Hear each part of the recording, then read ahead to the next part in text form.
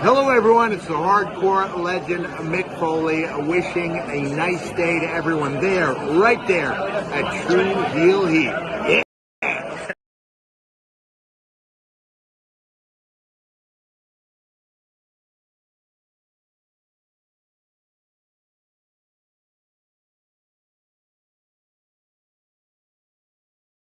What's up, True Heel Heat? True Heel Heat. What's up? True Heel Heat.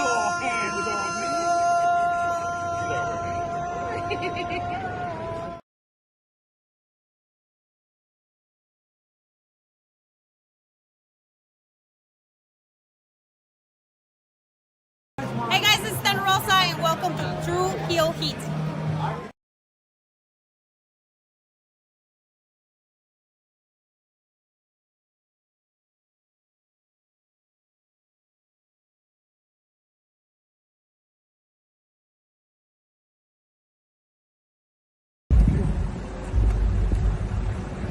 Yo, what up? You know what it is. It's your boy AJ Francis reporting to you live from New York City, the birthplace of hip-hop.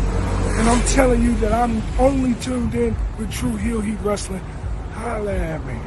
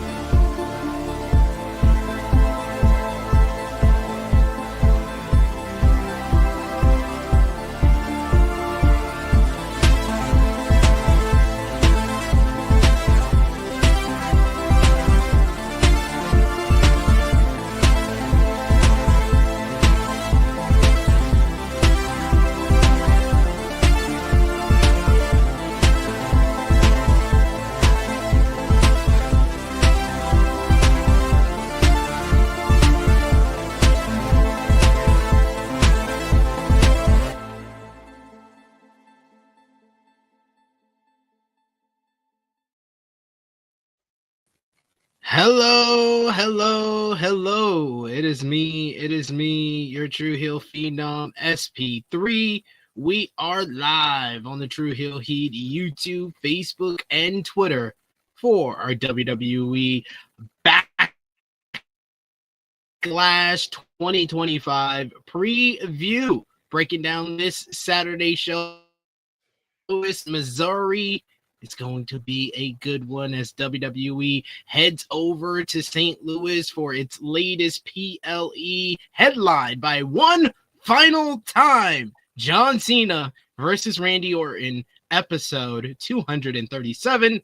And of course, to talk all about it, I am joined by one of my favorite people in the wrestling media world. You know her from coexisting with Rob and Maggie from Fightful Overbooked, and you know her here for our WWE and AEW pay-per-view previews. The one and only Maggie is here. How are you doing? I'm sorry, did you just say it's going to be a good one? Or, like, I'm talking about the preview. I'm talking about our preview. Yeah. Oh, yeah, that's Obviously. always good. No, not the show. Okay, I was flabbergasted by this. I'm like, what the? No. I mean, Volop, right in the chat, said it himself. He said, I'm ready to be bored away by Backlash. Attaboy. Attaboy. He's very good with the puns, I will say. Volop Yes, is really good. yes, it is. I'm doing good. I just got home from work like every Friday. I did not even have time to wash my hands, so I'm going to be eating this protein bar extremely carefully. So the stupidest thing is, apparently, I need to have, what do you call it? The gel, The thing that got hand famous. sanitizer? Yes, thank you. I was about to say the thing that got famous during the pandemic. Yeah, the hand sanitizer in my desk. I need to do that in order for me to eat my food whenever we have a Friday prediction show right before coexisting. So, how are you? Are you like you just did in the weeds? Yes, I did. I just finished up In the Weeds about I want to say 30 minutes ago. It was a good Mhm. one. I got to spend some time with Joel Pearl, which is not always good, but it was good this week. I get. I gotta rag on Joel. I always gotta rag on Joel. But I'm happy. I Yes, was excited. I told him I was excited to be here with you to talk about another PLE pay-per-view preview. Do you want to share in your boredom with the fans on what we're gonna see on Saturday? Because I think I need to reboot my Wi-Fi because I look a little blurry right now. So I need you to do need to reboot your Wi-Fi. Yes, thank you. I will be taking over the True Heel Heat yeah. channel. So, guys, I don't know if anyone will ever be as bored by this pay-per-view as me. I I do feel like every time that there's a really nothing sort of pay-per-view from either WWE or AEW, I always end up being surprised by how the pay-per-view turns out. I really hope that this is the case here because it is a Saturday night pay-per-view. And if you guys have been watching the previews with SP3 and me, or coexisting with Rob and myself, you guys know you're so much better now. I It always the works. It always works. I got to do it at least once. If I do back-to-back streams, I got to do it in between the streams. But sometimes I forget. I was too excited to jump on here with you. You did that on purpose. You manipulator.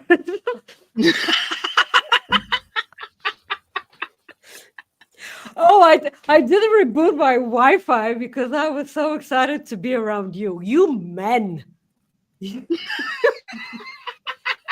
was just calling. She was be like, "You, Seth Cohen."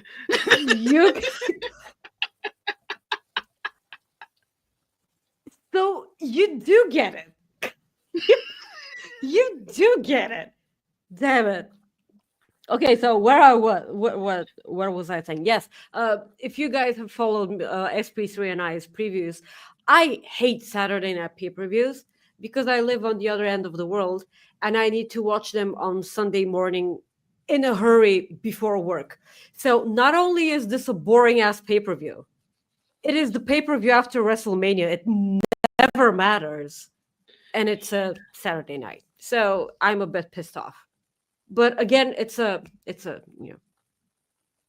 So before SP3 asks me what my excitement levels are, it's a 2. 0 to 10. Where are you at? It's a solid 2. And do you know why I chose 2 and not 1? Because you know how the grading system in the States is A, B, C, D, F, and whatever.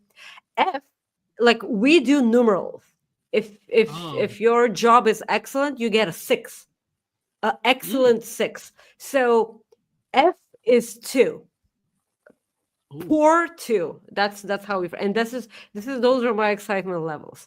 I would say 1, but there are things on this show that I'm curious to see what the result end is, and if my brain will be shattered into a million pieces.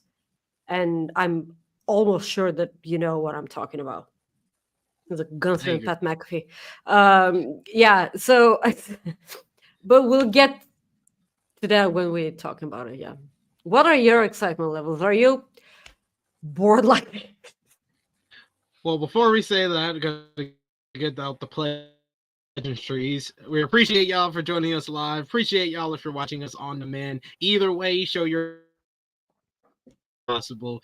is by dropping the thumbs up on this video. You can share this video with all your wrestling fans, friends, and family on all your favorite social media platforms. If you're new to the True Heel Heat YouTube channel, hit that subscribe button, hit the bell to stay notified for all the great content here. And of course, you can sound off in the live chat. We love to interact with all of you guys, hear your thoughts on WWE Backlash 2025. And of course, you can give your predictions in the live chat as well. And of course, if you're feeling generous, you want to give back to what we do here, you want to show your support to the True Heel Heat YouTube channel and our pay-per-view PLE previews, you could do so with a super chat donation.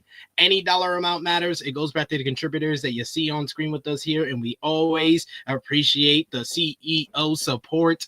We got a super chat donation here from the one and only Chuck Berries. Thank you so much, Chuck Berries, for the support. He says, honestly, I was most looking forward to this preview of the PLE than the actual PLE itself. God bless you, SP3 and Maggie. God bless you, Chuck. Thank you.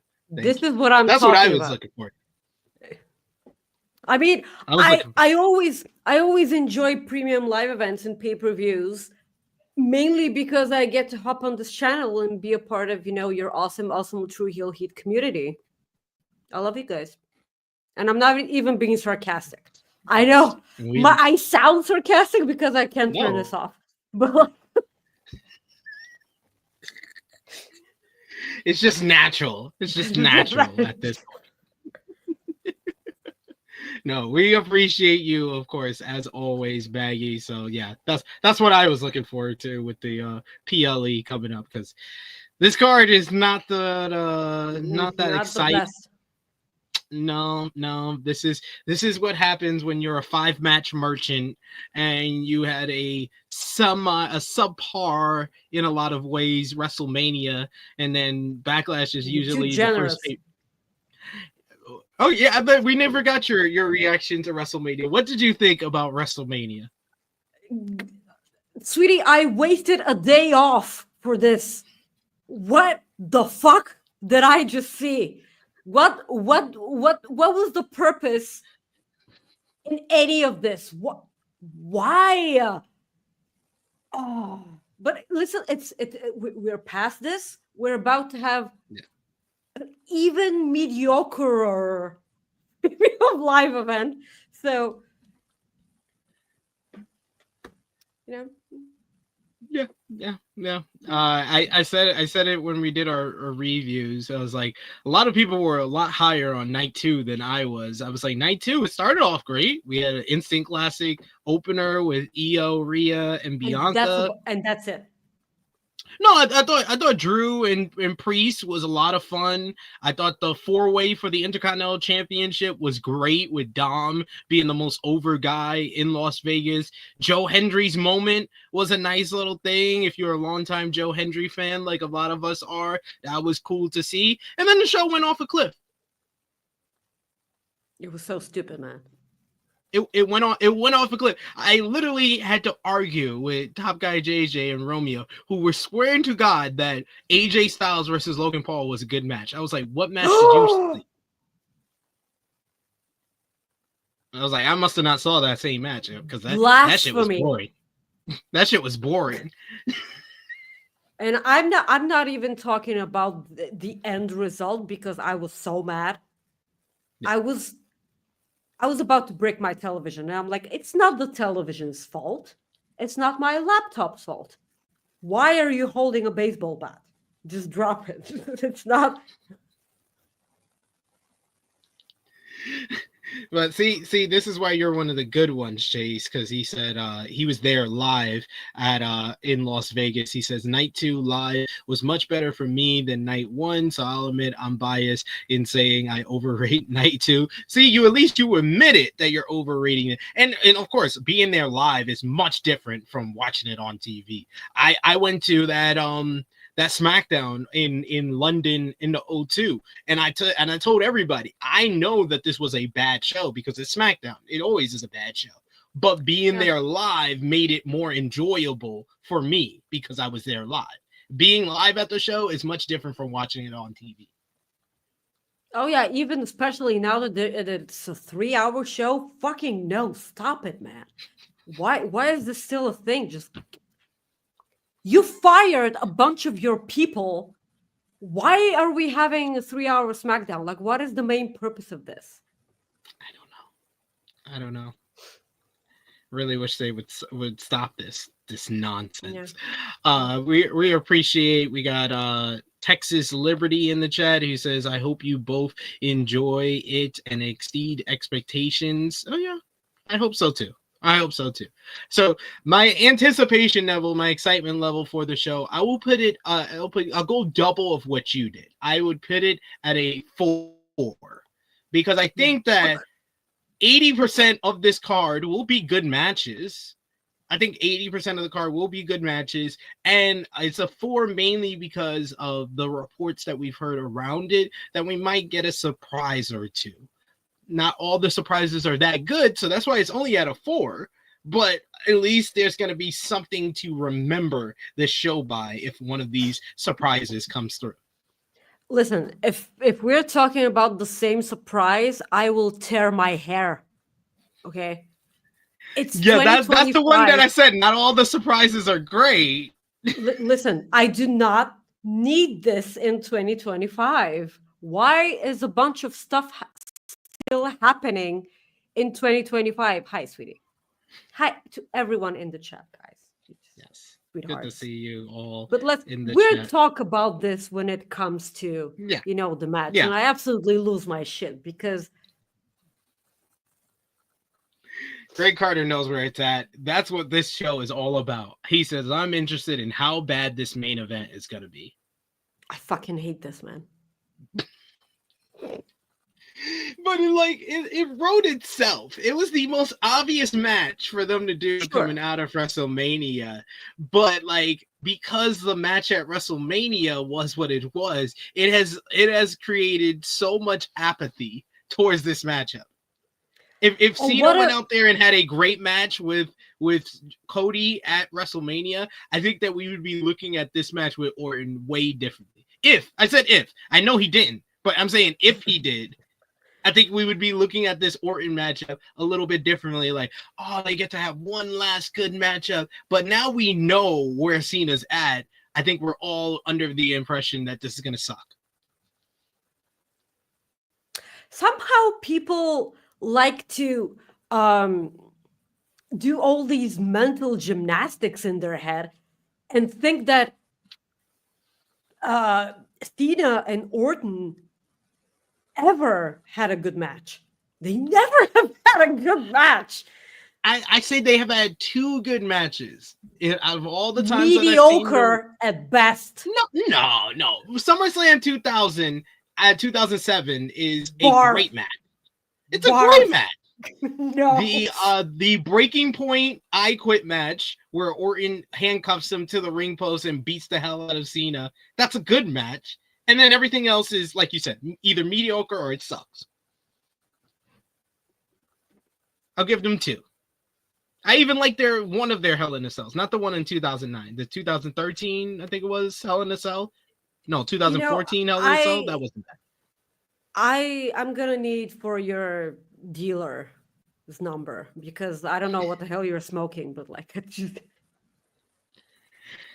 it makes me be like, it's actually not that bad. It's not that bad.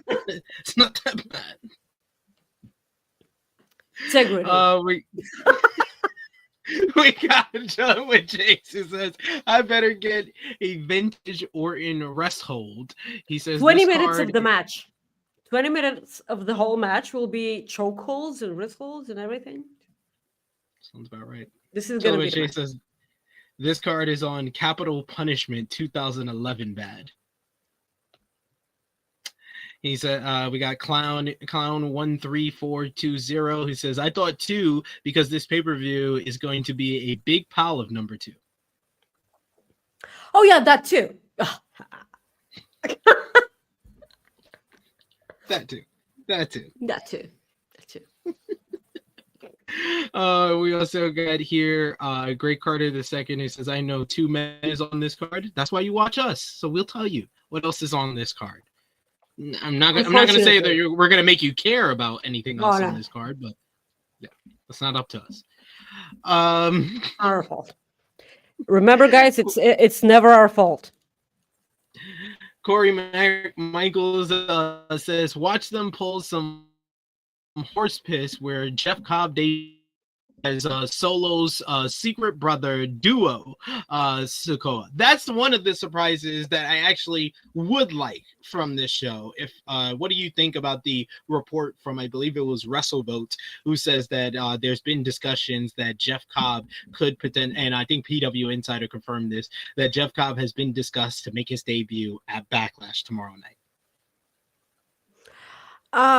I'm really interested to see what Jeff Cobb looks like in the WWE sphere. From then on,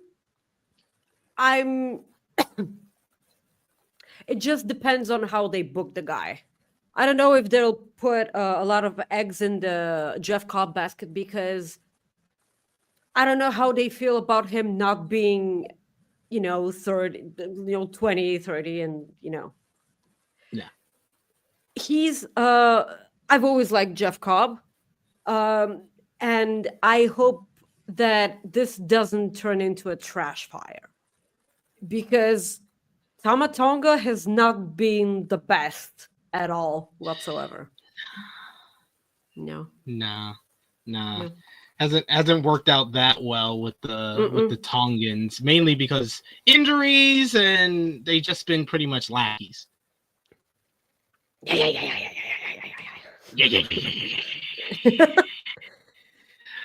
I do love his promo. His promos are great. Yes. Awesome promo work. So good.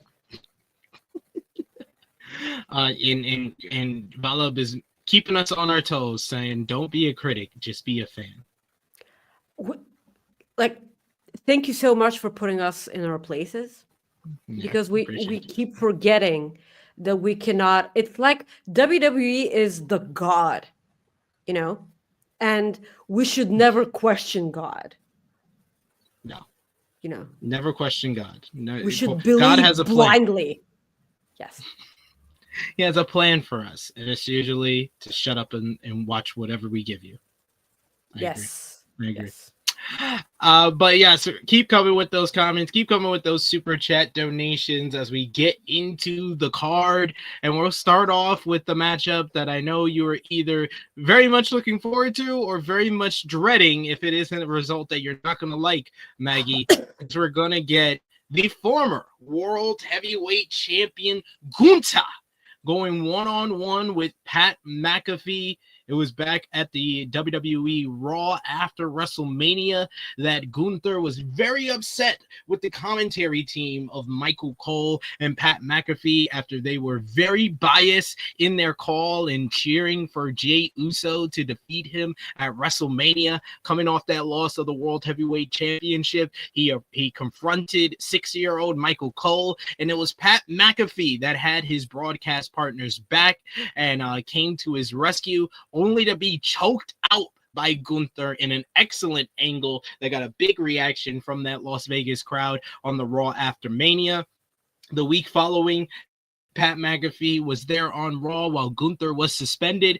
McAfee cut a really good promo talking about how he's a loyal motherfucker and that is why he came to the save of Michael Cole and issued a challenge to Gunther to face him one-on-one. Nick Aldis decided to make that match official for WWE Backlash.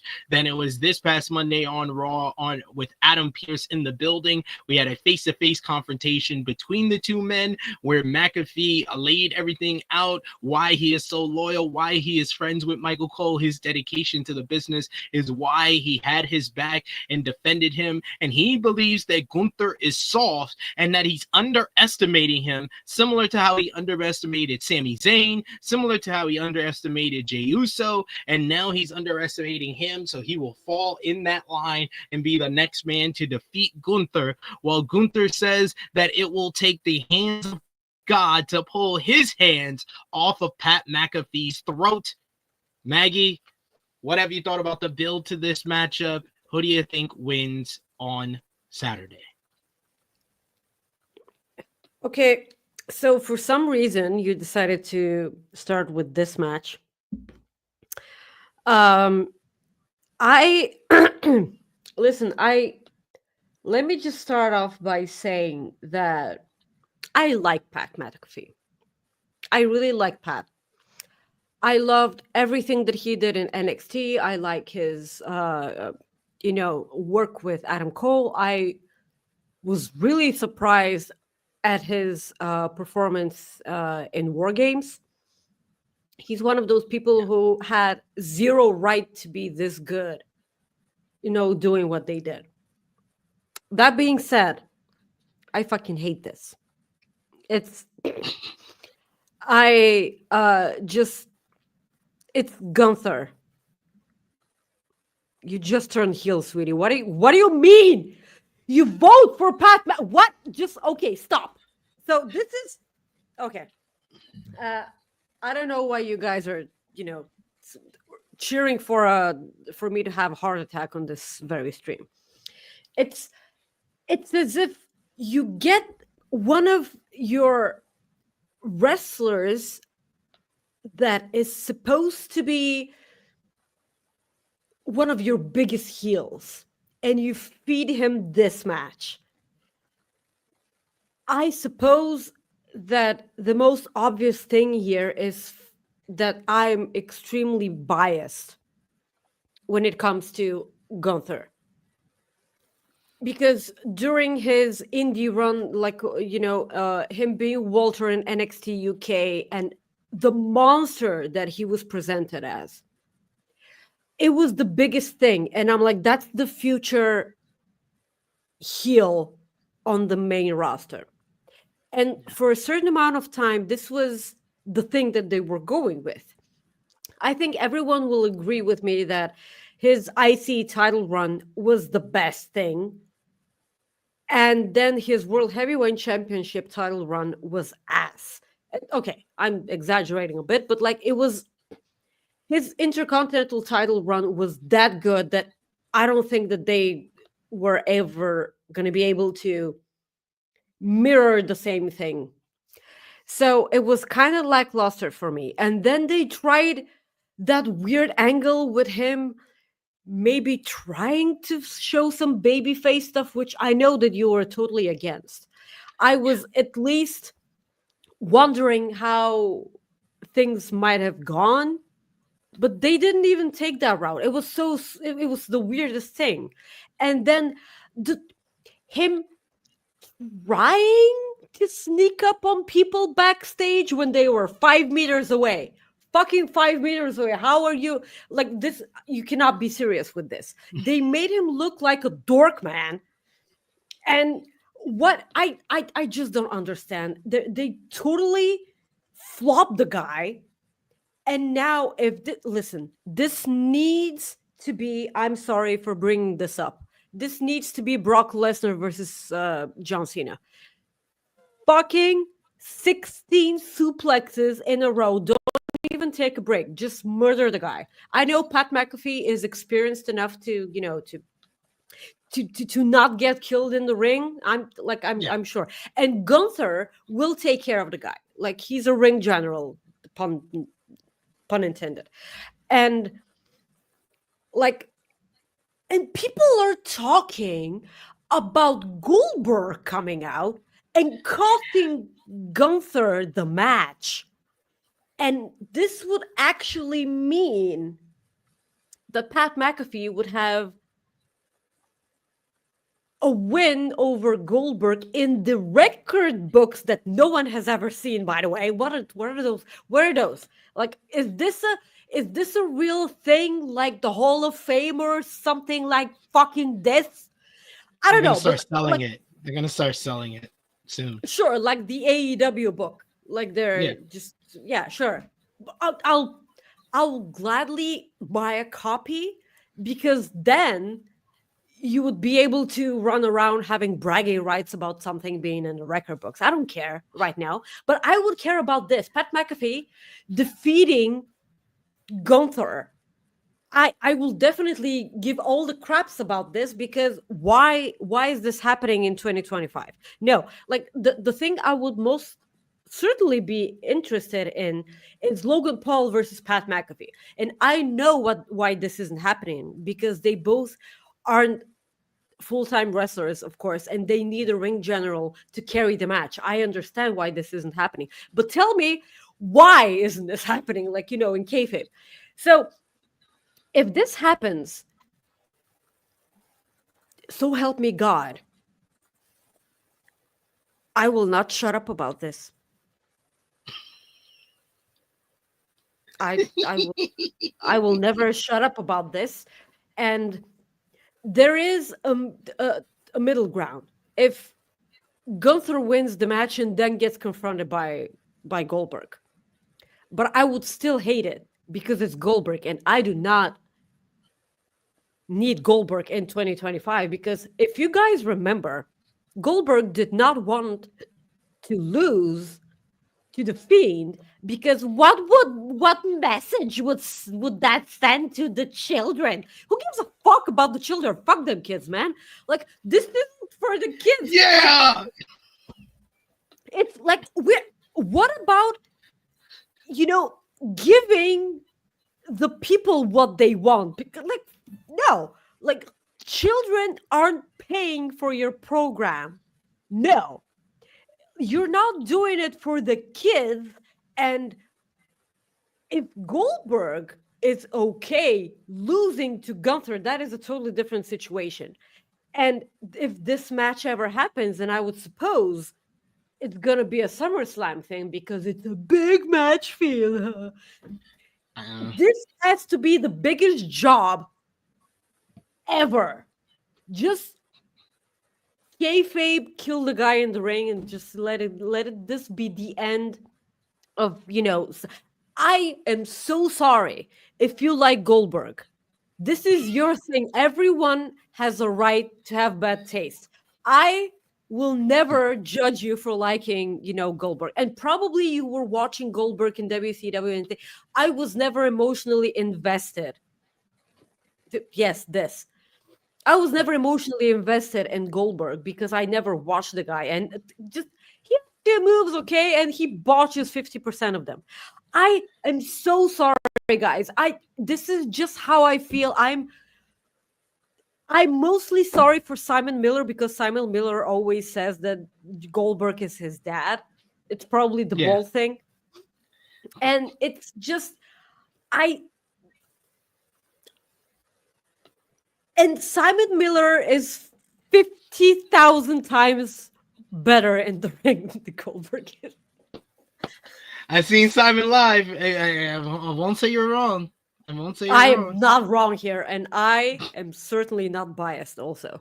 But yeah, I hate this because, and even though I hate this, my eyes will be glued to the television because I'm so mad about it.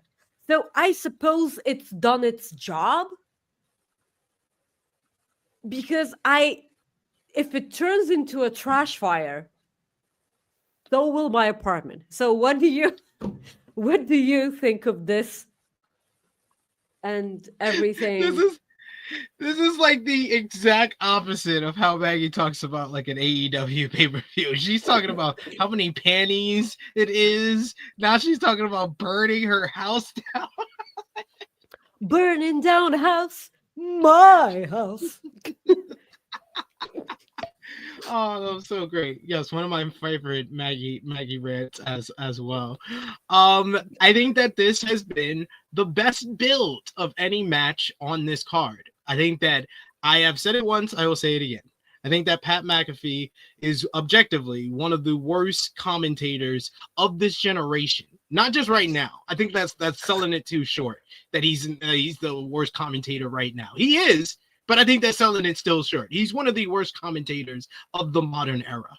I don't think that we have seen someone who came in with so much enthusiasm and was actually a good commentator because of his enthusiasm and his energy and just sounding like a wrestling fan, and slowly but surely just become a cliche filled kind of generic commentator that drags down the people around him, where that Michael Cole, who for like a good 2 years under Triple H was doing some of the best commentary work of his career, now he's just a shell of his former self because he has to sit next to Pat all the time, and they don't even know the moves sometimes. They call moves the wrong thing. They don't know what they're doing. They don't know what story they're supposed to put over. They don't know what's going to happen. You got Michael Cole calling a Rolex watch brass knuckles, and like, yeah, they're just really bad together.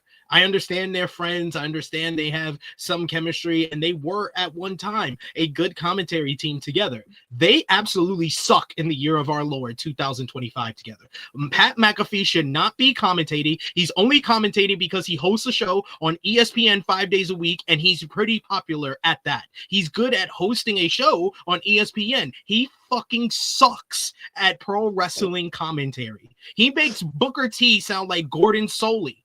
Like, that's how bad he makes the AEW Dynamite team sound like Gorilla Monsoon and Bobby Heenan. And I hate the AEW Dynamite commentary team. I love them individually. I like Excalibur. I like Tony Schiavone. I like Taz. But together, they fucking suck. But Pat McAfee makes them sound good because he is objectively horrible at his fucking job. But you know what he's actually good at? Pro wrestling. Go figure. He's a pro wrestling fan. He knows how to cut promos. He's better than most celebrities at being in the ring and showing off his athleticism. He's really good at that. So he should probably be a part-time wrestler and not a fucking commentary drag down the overall quality of WWE commentary. Just my opinion. He's done an exceptional job at putting everything together for this feud. I think his selling of Gunther choking him out was great. His whole team trying to get through security, it added to the realistic feel of that. His response and his promo the week following, and then the best part of his job that he did there was after he got the matchup with Gunther, and then he sat back down next to Michael, and he's like, oh shit, I have a match with Gunther. And he basically was like, he got so amped up in his promo, he forgot that he's facing Gunther. So he sold that very well. And then he did a great job with the promo exchange that they did on Monday as well. So he has done a great job building up this matchup so much. I just would like him to do more of that and not pro wrestling commentary. All of that to say, Gunther's going to choke him out. Gunther wins in less than 10 minutes. And then post-match, he continues to choke him out, and then Goldberg comes out. Do not do it the other way of having Goldberg cost Gunther a matchup where Gunther has to lose to fucking Pat McAfee. Please, no. Please, man. Just do not do, like, and you know damn well that if Vince was still there, this was absolutely 100% how things would go. Yeah, he would. He would definitely do that. T5 the Great says, I loved Goldberg when I was 15. Go the fuck away. Get the fuck out of here. Be humble, Bill. This is Bill. You sound like Bret Hart. Bill Goldberg. T5 the Great also says we need Corey back. Full stop. Corey. I don't even think Corey Graves is that great. He's much better than Pat McAfee. I like Corey Graves. I like Corey Graves in 2015. He's another one. It just seems to be a thing, except for I think the only person who has avoided the sophomore slump and then the slump going down the rest of their career for color commentators in WWE. I think the only person that's avoided that is Wade Barrett. Wade Barrett is objectively the best commentator in all of WWE. See, I thought I was just biased because I love Wade Barrett, and he was legitimately entertaining. His Bad News Barrett bit, I don't know. I feel like I was one of the few that actually liked that, and so it's. I feel like the commentators that ran through the worst period of WWE, and God knows there's a lot of those, but like, do you remember 2019 SmackDown? It was so fucking bad, man. It was so bad. Like, commentators do not get their flowers for making for pulling through that entire show. So, and if I have to be honest, I barely remember what the commentary team was back then, but like they deserve a lot of praise for that. Absolutely. Yeah. Vic Joseph is definitely the best play-by-play guy, but I think overall Wade Barrett is the best commentator in WWE. He can just do so little when he's paired with Booker T. So I think that we still have zero clue as to how good he is, because imagine if he's paired with Wade Barrett. He was on NXT, I think that was the best time for NXT commentary. Exactly, he was for a while. But like, imagine if he's on the main roster, and like all of a sudden that's probably gonna be really good. But like, we still have no idea. Joe Tessitore and Vic Joseph would make. They're good. They're good together. Yeah. It's just they have an awful show that they have to commentate over. So. Oh yeah, absolutely. Yeah, unfortunately. But let's talk about the matchup that I'm definitely looking forward to. Probably the second most, because my favorite wrestler in the world right now is on the card. But second most match I'm looking forward to is the United States Championship being up for grabs in a fatal four-way matchup, as Jacob Fatu will defend against the former champion LA Knight, Drew McIntyre, and Damian Priest. It was Jacob Fatu who defeated Knight for the championship at WrestleMania 41 night 1. On night 2, Drew McIntyre defeated Damian Priest in a Sin City street fight.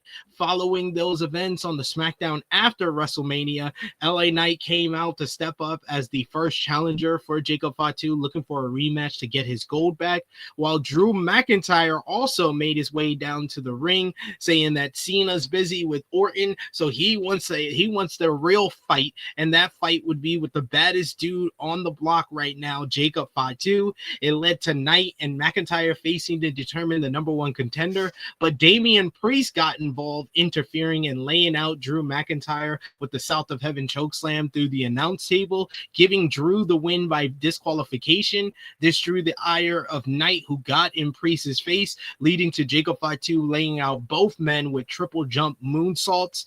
The week following that, you had Damian and LA Knight. They went one-on-one after a promo exchange in the ring. They had a good matchup until Solo Sikoa interfered to cause a no contest. Both men laid out Solo until Jacob Fatu made the save for him, and Jacob Fatu laid out both Priest and Knight yet again. It led to SmackDown GM Nick Aldis making it a triple threat between Priest, Knight, and Fatu, until Solo Sikoa pointed out that Drew was the one who won the number one contenders matchup, so he should technically be the number one contender, and that led to Aldis making the decision to make that triple threat a fatal four-way, and Solo accused Aldis of trying to screw over Fatu, and Aldis mentioned that it's actually Solo who's screwing over Fatu right now. So you got that element in play, but these four guys should deliver a very exciting matchup. What have you thought about the making of this matchup here, and who wins tomorrow night, Maggie? Well, all of the people that are part of this match are really good and awesome wrestlers, and then there's LA Knight. But like all the ingredients in the match are really good. And if any other person was a champion, I would say that Drew McIntyre should win the championship. But it's Jacob Fatu, and I think Jacob Fatu should just, I don't know, never lose the championship at all whatsoever. And their WWE again is at this weird stage where they're a victim of their own poor booking, because they cannot book a babyface to save their life. And the audience has no choice but to cheer for all the heels. Jacob Fatu is one of them. John Cena is the other one. And I know John Cena, they're cheering for him because it's their last year. No. Okay, you can say that, but I mean, they were cheering also for oh my god, I forgot their name. Oh Jesus. You got to do a description. Give the description. The Tsunami. Oh, Bronson Reed. Bronson Reed. Fucking shit, man. This is how we're gonna play WWE charades, where you have to say charades. anything but the person's name to describe. That's so stupid, man. I hate Bronson Reed because he's injured and he's not there. They were cheering for the guy to get back in the ring and keep tsunamiing people. And that is the same thing with Jacob Fatu right now. They're cheering for the guy to keep doing moonsaults on people. I'm sure that at one point when Bronson Reed is okay and he comes back to the ring, it's going to be a thing, the both of them, And I wouldn't even be against for Bronson Reed being the one to take the championship away from Fatu. But this is all in the future, and we're talking about this right now. I don't think there's any way Jacob Fatu loses this match whatsoever, but I am looking forward to the match. It's one of the decent matches, and again, the build is fine. It's just like the show is so lackluster, and like last year's Backlash was in France, and we got to see and experience the French crowd, which it pains me to say how awesome they were. And like they started the thing where people sing Randy Orton's song. And this is so nice and so awesome. And they cheered in French for AJ Styles. And he's not even on the card. Jey Uso's entrance on that card. Oh yeah, it was a rock concert. It was a rock concert. It's just like they set the bar when it comes to international crowds, right up there with Puerto Rican crowds. The last time that was 2 years ago at Backlash. Like yes, St. Louis. I don't know if y'all can compete with this. No, the bar is pretty high. So good luck. Yeah, but I'm gonna pick Jacob Fatu. I don't think it's Yeah, this is an easy one for me. I've been shooting in the Jacob Fatu gym for a while. I had booked Jacob Fatu to beat John Cena for the WWE Championship on the night after WrestleMania, like 4 months ago. But he's the U.S. champion now, so he should keep it for as long as possible. All gas, no brakes. Jacob Fatu retains the United States Championship, and I think he should pin LA Knight because there's more opportunity for storyline with him versus Damian Priest, which I think will be the feud coming out of this, and then maybe him versus Drew McIntyre down the road, or Drew can feud with somebody else. I could see Drew feuding with Aleister Black on SmackDown as well. I would like to see that. Oh, fuck. Oh, good. We got Corey who says, St. Louis could if I were there, SMH. I mean, yes. They got to count on you. Yes. I agree. So just go to the show so I can look forward to the show, Corey. Like it's that simple. It's that simple. What are you waiting for? We got next up for the Intercontinental Championship. It's going to be Dominic Mysterio defending against Penta. These two men have been basically in a storyline together since before WrestleMania, as they were part of the Fatal 4-Way back at WrestleMania that Dominic Mysterio won the Intercontinental Championship for, pinning Finn Balor. On the Raw after WrestleMania, they faced for the Intercontinental Championship in Dom's first defense, with the returning JD McDonough helping Dom retain. Penta then screwed over the Judgment Day in their opportunity to become the number one contenders against the War Raiders 2 weeks ago on Monday Night Raw. And then this past week on the May 5th edition of Monday Night Raw, Penta picked up a victory over JD McDonough. And then after the matchup, it made this match official for the IC title. Dom making his second defense against one half of the Lucha Bros. We shall see. We've had Chad Gable interacting with Penta over the last couple of weeks. We know all the drama within the Judgment Day with Dom and Finn. So a lot of this stuff could come to fruition in this matchup here. But how do you see this panning out?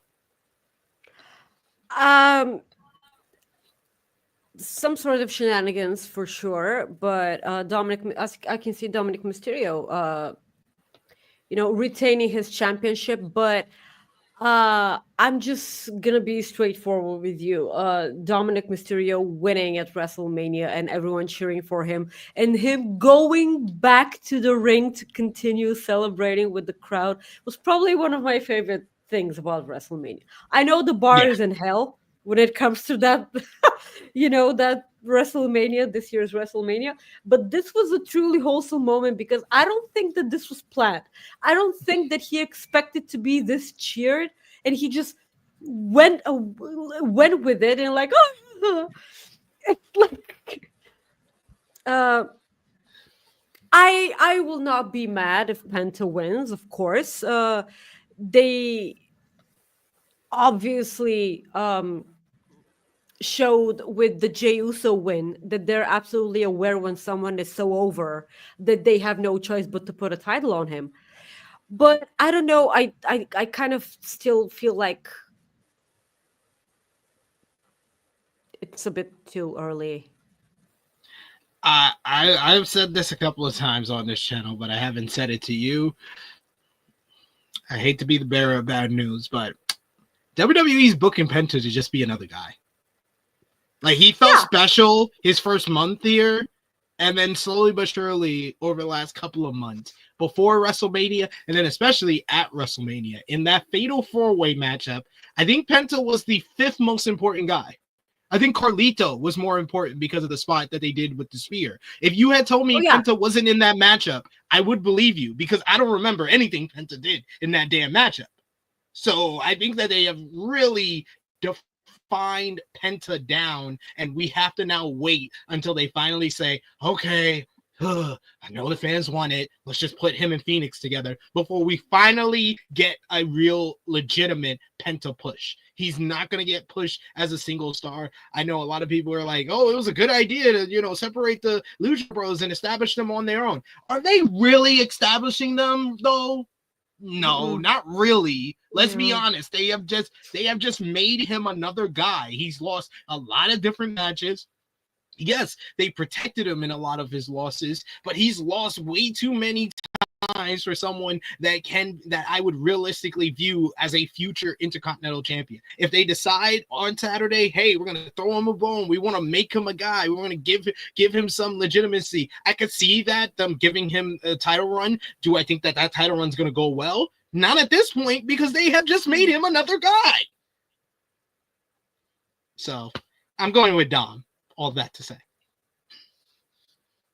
You're so annoying how right you are all the time.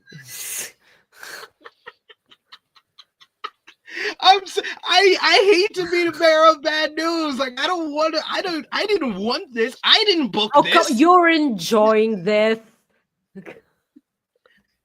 I didn't book this. I hope he's happy. He's getting paid. He's happy. He's in the place he wanted to be in. He's not in Guantanamo Bay anymore. Congratulations. You're just another guy on this roster.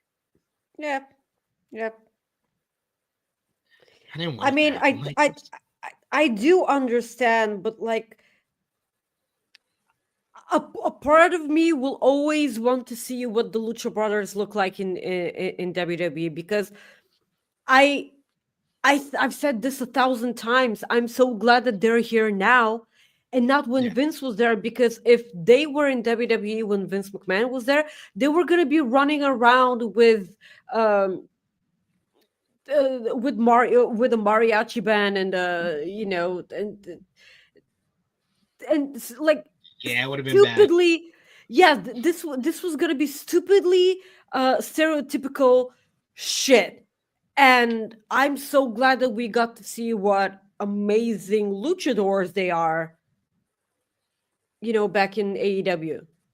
And because I don't want to see the Lucha Brothers running around with piñatas.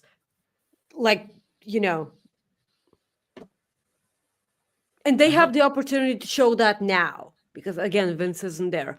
But we have yet to, see if they're gonna eventually do that. I hope they do, because Monday Night Raw needs a tag team badly. Yes, they need a tag team, because what the They just need a tag. Yeah, I'm not even saying the tag team. I'm saying they need a tag team to be a driving force here. We got Corey Michaels, who says, I'd imagine WWE is waiting to Penta and Phoenix to cool down as singles competitors to combine them as Lucha Bros. Well, they're speeding up this process. What fucking why? What is the purpose of that? Why are people going to be emotionally invested in a tag team that consists of two people that aren't over with the crowd? What is the logic in that? I'm not yelling at you, Corey, by the way. I know that you're probably right, but I just don't know why. And you have to actually heat them up to cool them down. He basically just put them in the oven. He's already like, man, it's been in there too long. Let me cool it down. It's not even hot yet. It's still frozen. I'm not. Phoenix's theme music is ass. Thank you. I had to have an argument with Romeo, who thought that he said, "Oh, Phoenix music, I like it." No, it's horrible. No. It's fucking sucks. No, it fucking sucks. It's incredibly mediocre, and it's so generic and stupid. That's it. Yeah. Thank you. See, this is why I do pay-per-view previews with Maggie. We see eye to eye here. Power Driver Finisher says, now I only felt happy wrestlers I like are getting paid or being on WWE, which is a dream, I guess. But I like them for their wrestling, which WWE don't give a shit if you're good at wrestling. Exactly. That's my issue. I'm all for chasing dreams, and I felt like the Lucha Bros had hit their kind of peak and hit the ceiling in AEW, so I wanted to see them over in WWE. Did I like how they handled that situation? Not necessarily, but I've already cut promos this week on people treating the wrestling business as a dream. If WWE is your dream, wake the fuck up. That's my motto. Wake the fuck up, because they ain't gonna pay you the same as the other place that wasn't your dream. That's all I gotta say. Yes. We do have a super chat donation from Belle. Thank you so much, Belle, for the support. Appreciate you. Please send a comment if you want to talk about Backlash here. We appreciate you here. Thank you so much for that super chat. Or if you want to talk about anything else. She's like, preferably anything else. Oh, we got Corey who says, absolutely LOL. It's mind-boggling when they have so much to offer. I just don't get it. It's like, why not heat them up? Why not make them feel like top guys before you start to cool them down? Well, where's the story behind that? Where's the story behind that? You got Chuck Barrios who says Lucha Bros will main event Worlds Collide, book it. Yeah, I could see that. I see Worlds Collide probably doing like a Lucha Libre trios match with the Lucha Bros and Vikingo versus El Grande Americano and American Made.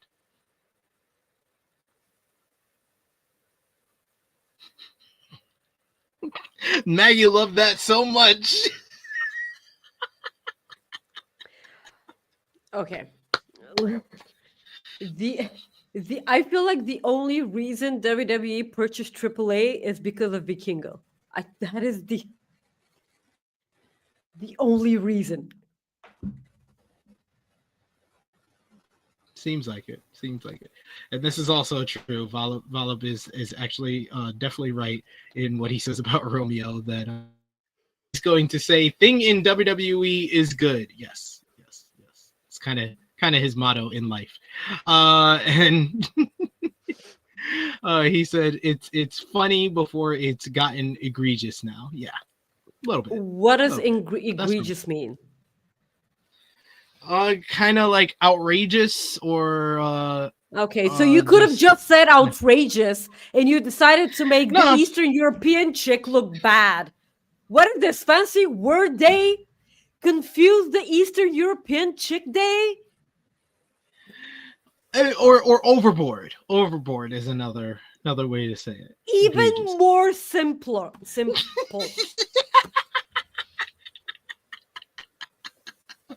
He's trying to help you. He's trying to help.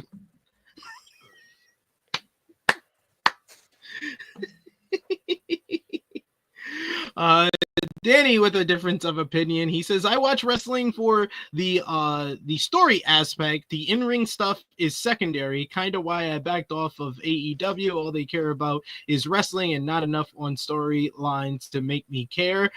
I don't agree with that last part. I think that AEW has had a bunch of great stories that I think are some of the best all time. I like wrestling for both. I like wrestling for the actual wrestling and interesting stories because they don't need to be kind of separate from one another, where kind of there's a part of the audience that believes AEW focuses too much on the wrestling, WWE focuses too much on storytelling. I like when either company are able to combine both. When they do that, that's the best stuff.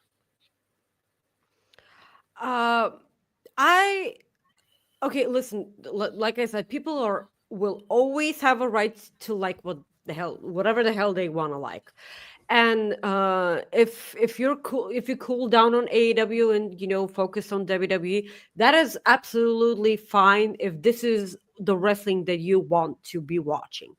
I definitely see where you're going with, because not all the matches that lead towards pay-per-views in AEW have that big of a storyline, but the thing that they do is that they tell the storyline in the ring.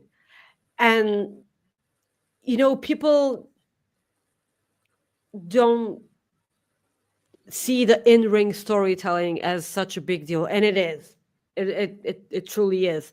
But you cannot possibly say that. For me, guys, I've been watching WWE way longer than I have AEW. Yes, you might say recency bias and everything, but in all of my years of watching wrestling, the Hangman story arc is one of my favorite storylines in wrestling. I mean, that guy is AEW. Like, the story that they've told so far, this has to be the best wrestling character right now. And if you're not into it, then you're just not into it. But for me, this is the most interesting thing. I'm so absolutely forever fascinated in Hangman. Forever. Because he even tells stories with his facial expressions, and you know damn well that each and every eyebrow movement that he does has a storyline behind it, and it will make sense in the years to come or months to come, or whatever. Because he, in this past week's Dynamite, he made sense. He explained his look on his face after the cage match against Swerve at All Out. He explained this, and every one of us that is invested in the Hangman character, we knew this already. So we're being presented with this amazing wrestling prize of being, valued as fans for keeping up with this storyline, and I will never take that for granted. Again, if this isn't your thing, then you're absolutely entitled to your thing. Watch WWE, and I'm so incredibly happy this is what you're enjoying. Wrestling is supposed to be entertainment, and if this is entertaining you, more power to you. And I'm glad. Yeah, but you're wrong. Absolutely, absolutely. This is how we do here. We respectfully disagree, but we still let you know we disagree. And like you, the best storyteller that I've seen is outside of WWE, even outside of AEW, is the Kenny Omega and Kota rise. Ibushi. Kenny Omega, Kota Ibushi, Kenny Omega, Kazuchika Okada, Kenny Omega's rise to becoming the leader of the Bullet Club and IWGP World Heavyweight Champion, like that Bullet stuff Club from is New fine. Japan. Yeah, that Bullet Club war Bullet Club was is fine. some of the best stuff So good. ever. That's what made me start doing podcasts, because I had to talk about that more than what I was already doing with my friends. Exactly. But we have to be incredibly honest here. The Bullet Club storyline came in such an amazing time because WWE was so bad at that time. Yeah. And everyone was so focused on trying so desperately to cling on to WWE, me included, by the way. I'm one of these people. And on the background, this amazing thing was happening, and I'm like,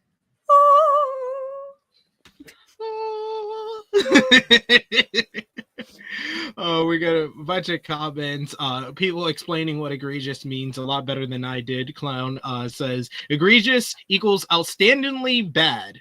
And okay. So, do you get a prize for being posh and knowing it hard to pronounce words?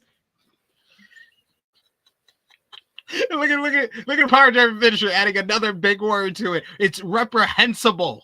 Oh my god.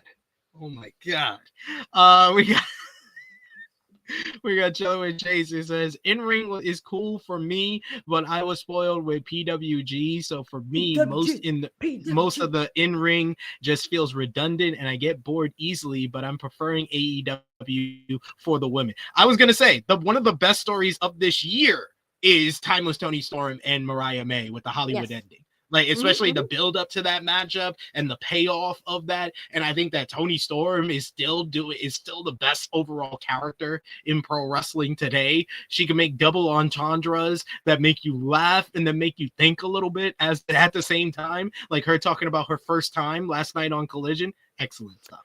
I haven't watched Collision. Shut the fuck up. Okay. I'm sorry. She cut a promo about her first time. That's all I'll tell you. You could realize the rest. Chilling with Jay says, WWE wise, it's more nostalgia and out of habit watching Cena winning 17 for me. Felt like a series finale for me, but they have talent that I hope will do well. That's a good way to view it. Unless they fire them. Yeah. Yeah. Valab says the fact that people recognize that Hangman smiled for the first time in 2 years, he's drawn us in and we're locked in. Yeah, I was gonna say that Will's whole promo response to Hangman was him being like, "You smiled for the first time." My promo exchange was awesome. Itch, man, it was so good. Oh man, and Danny also says he never said that AEW didn't have stories. The Hangman and Swerve story was one of the best. CM Punk and MJF when they had the dog collar match, phenomenal. So it was so good. Yeah. We love you, Danny. Yeah. Like I said, we can respectfully disagree with something you said, but it's never we're saying you're wrong. It's just a wrestling fan. No, you're only wrong. You're only wrong if you don't like Kevin Owens and Nigel McGuinness. You're only wrong if you don't like these people. I agree. Or Kenny Omega, or Bryan Danielson, or Kenny Omega, or AJ, or Timeless Toni Storm. Yes. Or AJ Lee. Clown bringing some GCW into this, saying what Atticus Cogar is doing in GCW is probably the best storytelling going on in wrestling right now. And thank you, Davion, in the chat, who says, hello, SP3 and Maggie. Always good to hear two of the most influential people in the wrestling space talk raps.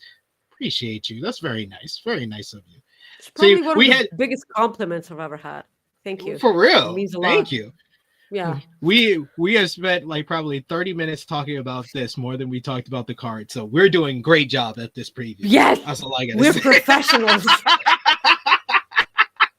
Well, let's talk about the semi-main event, the biggest match on the card. I don't care about the main event. Yeah. because it has My my main event. favorite person in the world, Rebecca Quinn, aka Becky Lynch, or as she calls me, it's in her phone as Sports Illustrated. Yes, thank you, Becky. I appreciate you.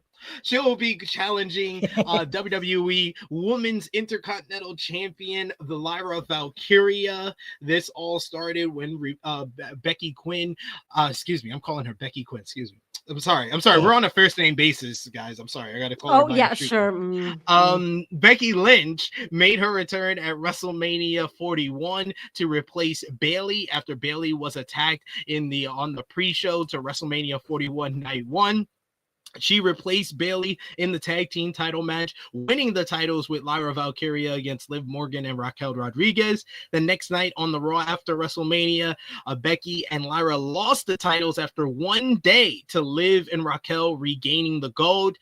Then Becky turned on Lyra post-match and then later revealed that she was the one who attacked Bayley and all orchestrated this whole return for herself in winning tag team gold, only for Lyra to lose the titles for them. She started expressing her jealousy that Lyra had been teaming with someone who has been her arch enemy for the last 6 years and been attacking her time after time.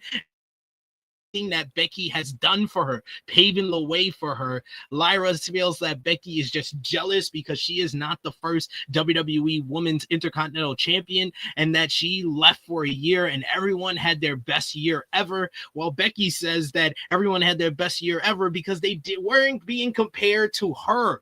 She then cut a promo on this past Monday's Raw where she called Bayley garbage, and how can anybody get mad at her for throwing out the garbage? You're supposed to say thank you for throwing out the garbage, and all Lyra is the recycling because she's just recycling everything that she has done before her.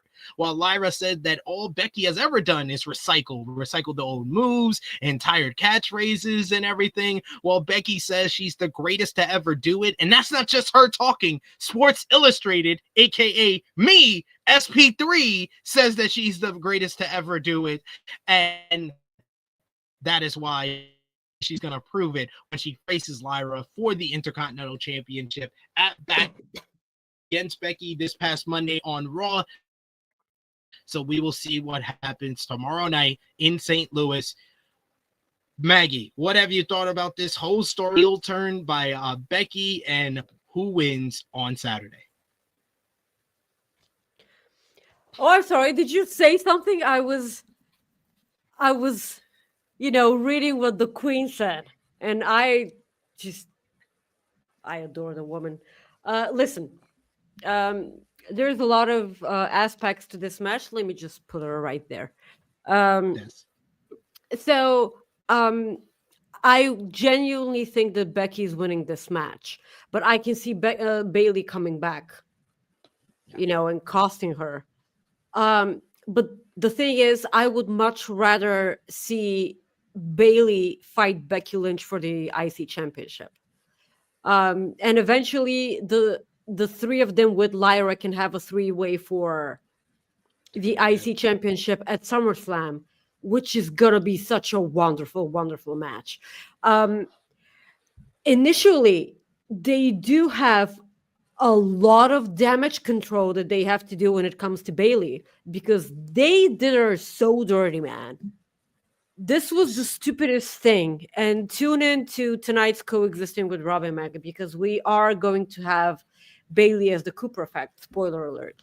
And I know this was something that was supposed to be a part of the storyline, Becky calling Bayley garbage, but like, this was in my point of view, this was in very bad taste, because we had the Chris Van Vliet interview with Bayley, and when you see the look in her eyes, man, when she hinted at being removed from the WrestleMania card because she knew by that time where the interview held, it's just incredibly heartbreaking.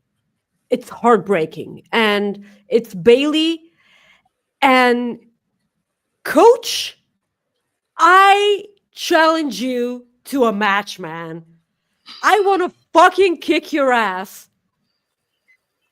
I will break your back. I will choke you so hard, not in a good way, and I will DDT your ass into a relevant storyline which you would know nothing about. You will go back dancing Copacabana with The Rock once again backstage, because believe me, that is the only thing I remember for Coach when he was back in Copacabana. You know, the thing that he did with The Rock. That is, Open your ass over there. yes. Thank you for remembering that. So I'm so pissed, man. What do you bring to the table? Seriously, whenever I hear that quote, what does that person bring to the table? My brain shuts off. It starts, not thinking, and I should not be held responsible for what I do or say after that.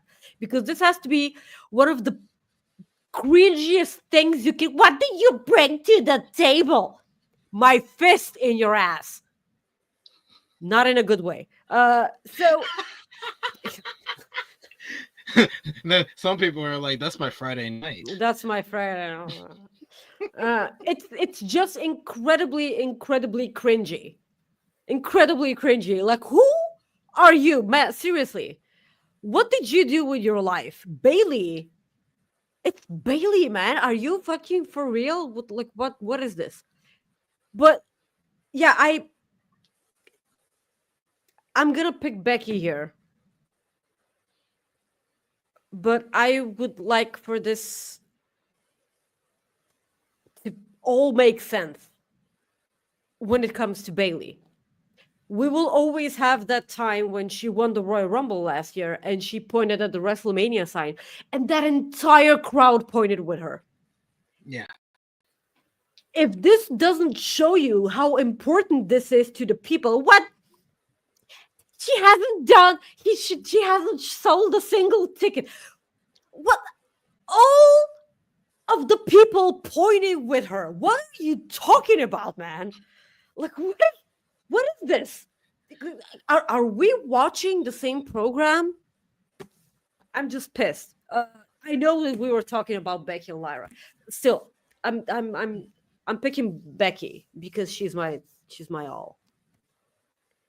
But Bailey, and just I think that Lyra has done a good job of being the inaugural champion. I think she's been a good fighting champion, and she's really stepped up in what's been really a litmus test as far as like this whole feud and her ability to stand toe to toe with one of the best female talkers in all of the business today. I think she's done very well and kind of proven herself on the mic. All that to say, my good friend Becky Lynch is going to win and become the second ever WWE Women's Intercontinental Champion.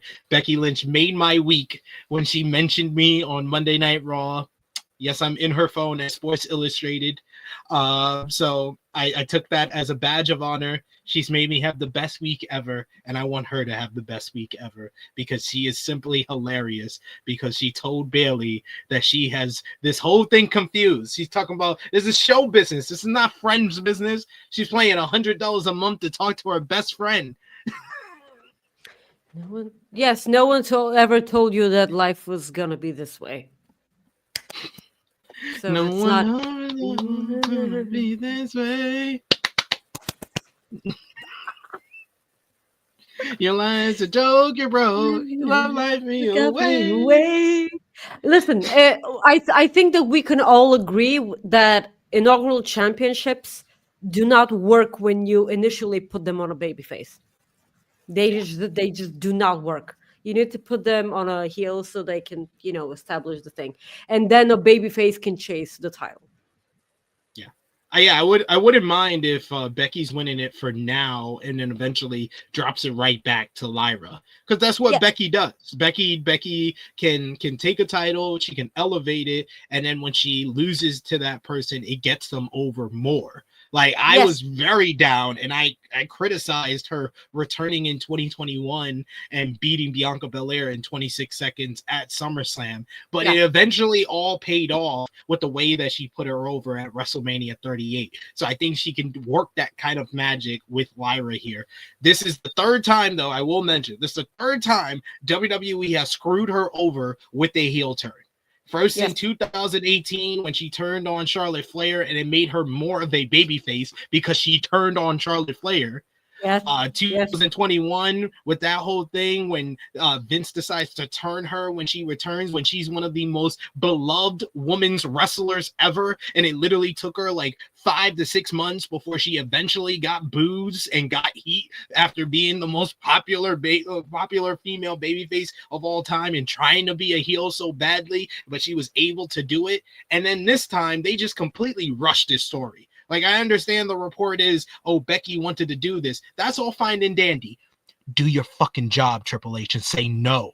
Say, let's actually tell a fucking story and establish that you and Lyra are good friends, that this is a student versus teacher rivalry, that this is a mentor versus protege rivalry. Have you team up for a couple of months, at least a month, before you turn heel on her that quickly. That's not being they're not allowing your audience to be on the ride and be like, oh, okay, they are friends, they are close together, they do have a partnership. And then that would have made this heel turn a lot more impactful right off the bat.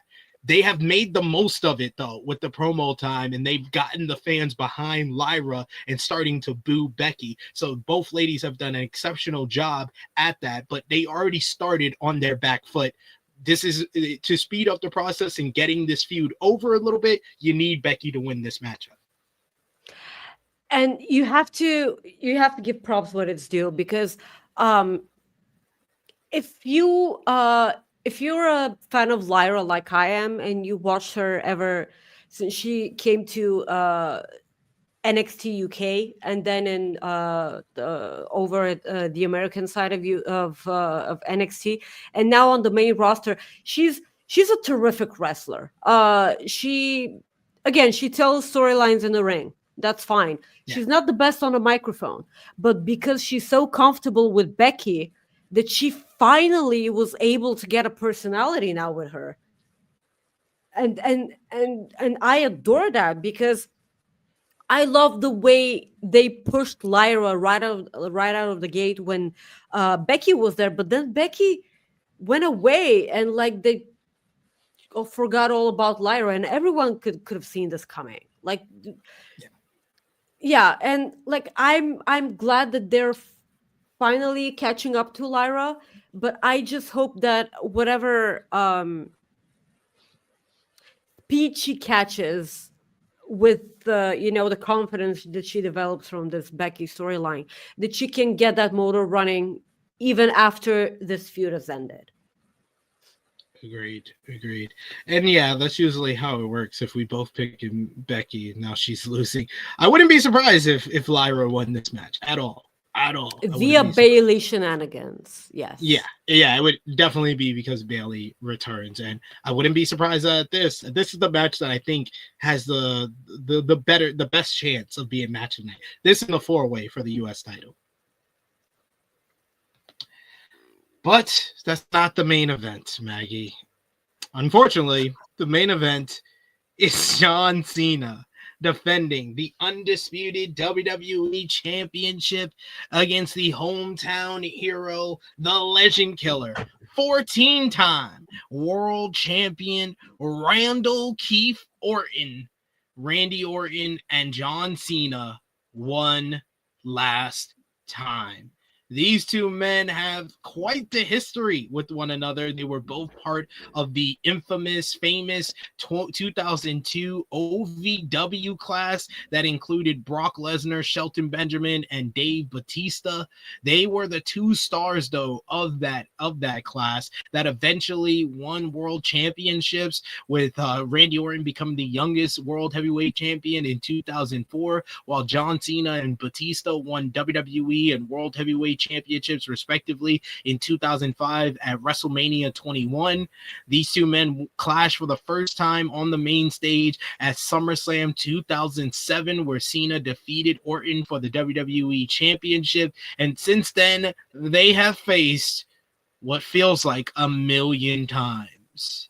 A million, zillion, trillion times.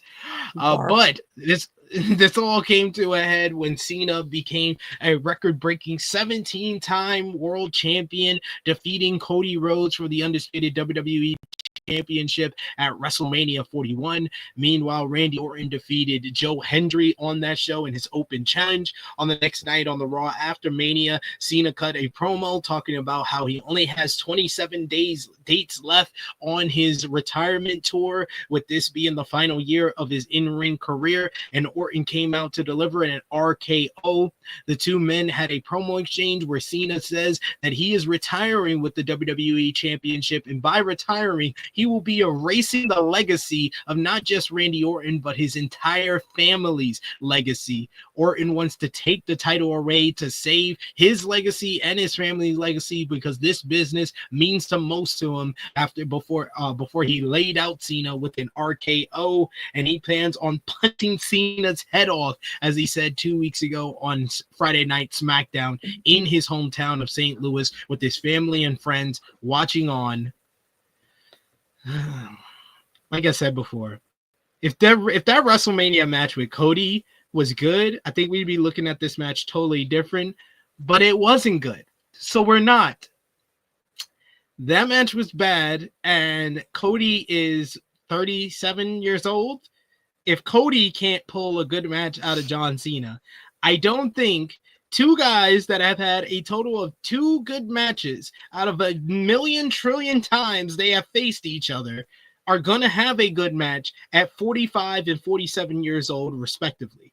I think that is up to the crowd in St. Louis to be loud as humanly possible and into every little thing these two men will do, because they'll do very little things in this matchup to make this a decent enough matchup. And by decent enough matchup, I mean 2.5, 2 3/4 stars. It's the best that we can do for this matchup here. But Maggie, what have you thought about the build to this matchup and who wins on Saturday? I don't fucking care.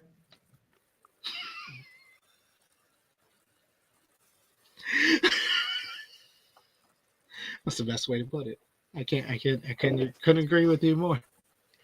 Cena wins. I think it's blaringly obvious, man. I don't even know what we should have ended the prediction show with Becky and Lyra. This is stupid. I understand. Actually, no, stop it. I do not understand the fascination. I'm tired of, I understand. No, I was never a Randy Orton fan. I never understood the fascination. And I was never into the slow, methodical pace that, all his matches have had. And the stupid thing, and I mentioned this on the prediction show with Stephanie Chase on Fightful. This match is even more boring now that Cena's a heel, because Cena at least has some sort of explosiveness to his matches.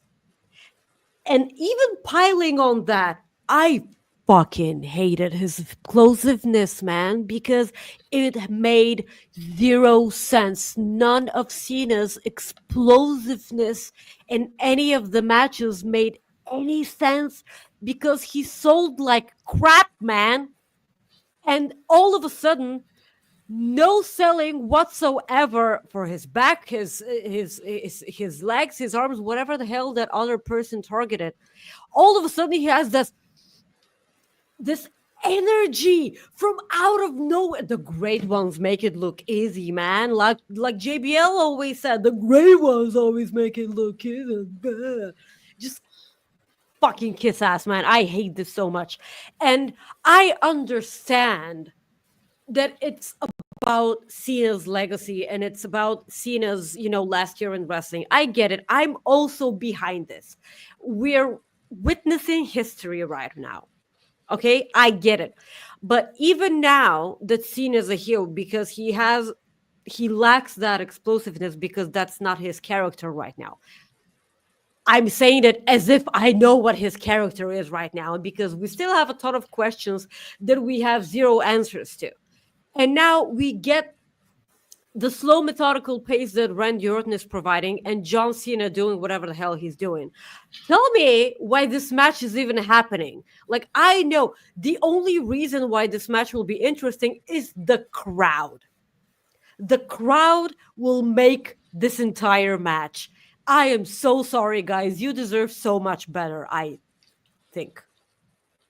We know the crowd is going to be the best part of the matchup, that's usually That's a low. that's usually That's a.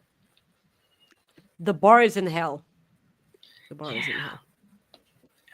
Thanks for this statistician Bonkers in the chat. Bonkers LFC says in 21 singles matches, John Cena has a record of 13-7-1 against Randy Orton, and Cena is undefeated in their last 4 matches.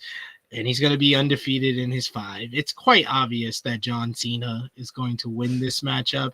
What I am hoping for, to answer Myron's question here, is that, yes, Cody Rhodes comes back at the end of this. Because you can't end this show with Cena winning against the hometown boy and retaining the title. We can't close this show with boos. If you want to send the fans home happy, you have Cena try to attack Orton some more post-match, and Cody comes out and makes the save. You know what? I was wondering recently why I felt so good and giddy the last, couple of weeks. And I remembered because Cody's gone. I haven't been watching stupid, mediocre baby faces. Oh, damn! She just did the Dave Bautista. She was like... Seriously, I was walking home and I was listening to the Spotlight. And I was like, oh, yeah, Cody's been gone. That's why the birds are singing, the sun is shining, and everything is because Cody's not here. Of course, guys, I'm kidding. Not really, but I'm mainly kidding.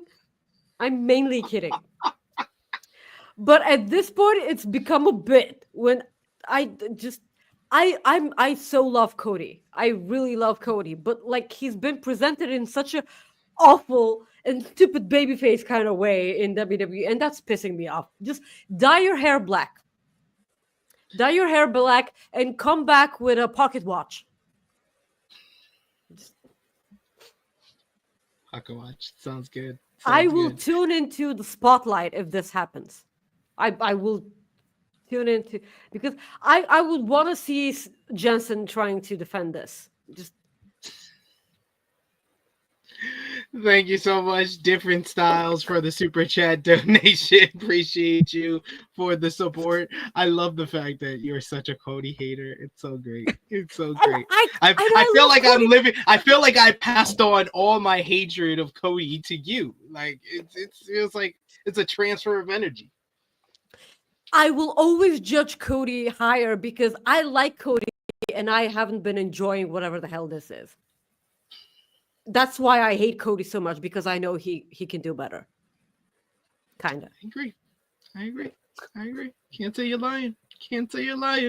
DJ Duke says, I don't want Cody to return this soon. Well, I don't want Cody to return, full stop. I love how you said, I don't really hate Cody. I just want him to do better, but I also don't want him to come back. We got Andy who says, I love Cody. I love Cody. 6 match card. No, it's a 5 match card because Triple H is a 5 match merchant. He refuses to do 6 matches on a B level pay-per-view. For some reason, my life is filled with Liverpool fans. I don't get why this is happening.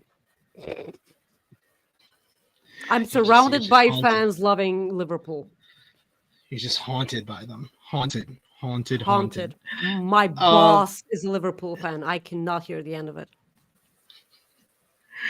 Well, we appreciate y'all for joining us in the chat. Appreciate all the love here in the chat and all the super chat donations. We see Shotties here saying trash lash this Saturday.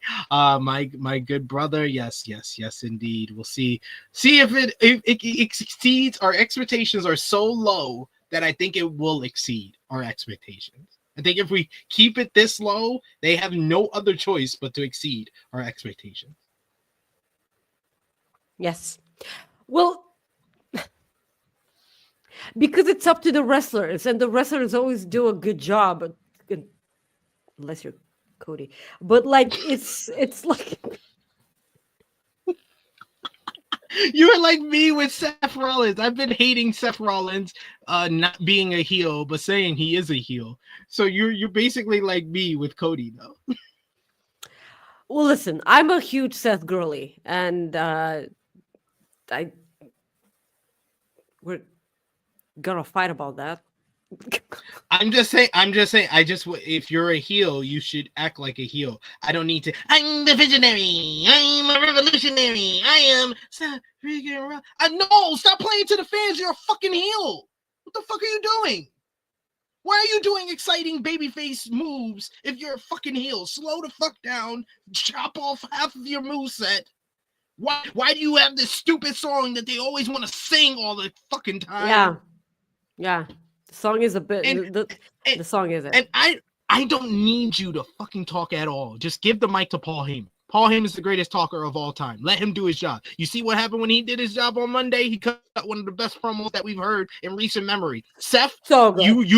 you can't cut heel promos, it seems. You want to be cheered so fucking badly. Why can't you switch up anything about yourself? You live with someone who is doing it in present time. Rebecca Quinn, Becky Lynch. She switched up her whole promo style now that she's a heel. Seth still wants to, I'm the visionary. Welcome to Monday Night Rowling.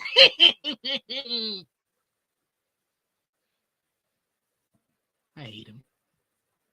Just be a heel. Just be a heel. That's all I want. I won't hate you anymore if you just be a heel. I will always love you, Seth. I'm sorry. I just had to get that off my chest.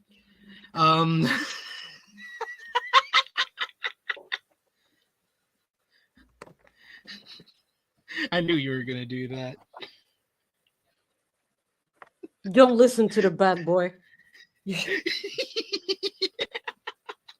Oh, Maggie, let everybody know where they can follow you on social media and tell them where they can see you over on Coexisting. Guys, you can follow me on X or Twitter or whatever you guys want to call it at Maggie_IK. You can follow me also on Instagram at Maggie.IK and on Blue Sky at Maggie-IK. The weirdest thing ever. In 15 minutes, pretty much, you can join me and Rob Wilkins over at Fightful Overbooked for Coexisting with Rob and Maggie. A bunch of shenanigans, man. We are so not serious. We just hang out and be, and be awkward together. We have a wonderful, wonderful community. Our Coexisting community, Corey Michaels and Clown are both a part of that. Pile Driver Finisher is always there too. So come hang with us. Please subscribe to Fightful Select, the best $5.99 you're ever going to spend on wrestling. A lot of scoops, a lot of Q&As, backstage reports, and everything. And a quick plug for my sister. My sister has a YouTube channel for plants. She loves taking care of plants during, all sorts of stuff, and it is in English. So this week, we actually shot a video together, and I knew I was gonna have so much fun. I did not expect to have that amount of fun. I usually crap on my sister a lot because she's a bitch, but every time we get together, it's just, time of our lives. And the video will be up soon. I will be sharing it on social media. So definitely follow me so you can get that. And you can follow her, of course, on YouTube at I'm so sorry. Daphne Tries Plants. This is her YouTube page. You can also follow her on her Instagram page. It's the same handle. I know the majority of the people who like wrestling are dudes, and I don't know if dudes like to take care of plants or whatever. But like, tell your wives and your girlfriends and your mothers and your sisters. She's incredibly awkward and you're gonna love her. She's incredibly adorable and I hate her. So like, you can just follow her, and tune into our shared video. I'm telling you, she has a lot of work to do when it comes to that video, because she needs to cut a lot of things, because I don't know if those types of jokes are for her channel at all. But like, definitely tune in. It was definitely a time. Love that. Yes, go over and support. You want to say it one more time? What's the name of the channel for our people in the chat? Daphne Tries Plants. Daphne with a PH, if I remember correctly. I'm gonna put it into the live chat. The live chat. Yes. You can follow me on the Twitter machine at TrueHeal SP3. You can follow the gang, Facebook, Twitter, Instagram, TikTok at TrueHeal Heat. Of course, I will be live here tomorrow, 11:05 a.m. Eastern Time, the True Heel Heat flagship podcast. Myself, Miss Chrissy Love, and the True Jaw Josh, talking all about this weekend wrestling with everything from WWE, everything from AEW. We got 3 New Japan shows to talk about, with last week's Duntaku show, tonight's Resurgence, and tomorrow morning's Best of Super Juniors start. We're also going to talk some Marigold and some Progress and some TNA. We talk about the whole wrestling world. So join us on the flagship tomorrow and check out all the great content we got on the channel right now, like our NJPW Resurgence preview from earlier this week. Check out AE Ramble episode 197 with myself and Jimmy Macaram reviewing this past week's AEW Dynamite. And of course, you can check out our NJPW Best of Super Juniors 32 preview with myself, Jay News, and Sanal from earlier this week as well. I will be back with Maggie probably in like 2 weeks' time, because I think we got in 2 weeks. We got Double or Nothing. We also got a WWE Saturday Night's Main Event, so we'll be there to discuss that.